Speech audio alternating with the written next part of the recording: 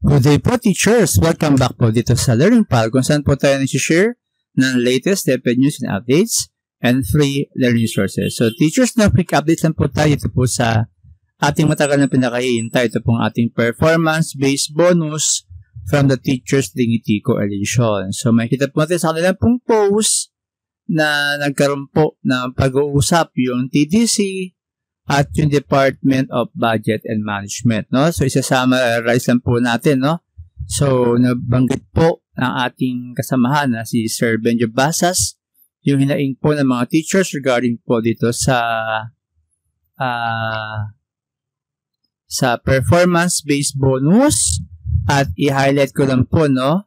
Ang sinabi po niya. Sabi po niya rito kung ano man ang pagkukulang ng DepEd bilang ahensya, ritiyak namin wala kaming kinalaman doon.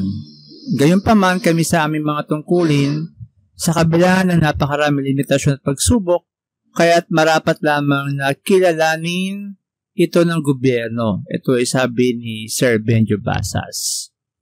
So, ang sabi naman po ng DBM Assistant Secretary na si Assistant Secretary Body Pulido, ang sabi po niya ay DepEd was declared ineligible due to low scores in certain indicators.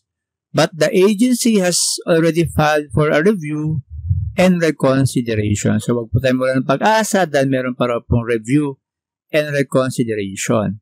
Ngayon, nung tinanong po kung kamusta po yung status ng iba pong mga agencies na unang dineclared na ineligible, ang sabi po ng DBM ay meron na po mga ilan, no?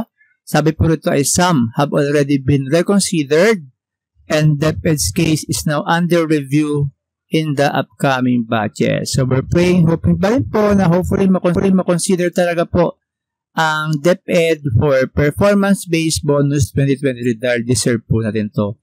So yun lang po muna, latest updates, at don't forget po to subscribe and hit the notification bell para update po tayo pag meron po mga latest news. Yun lang po at maraming salamat!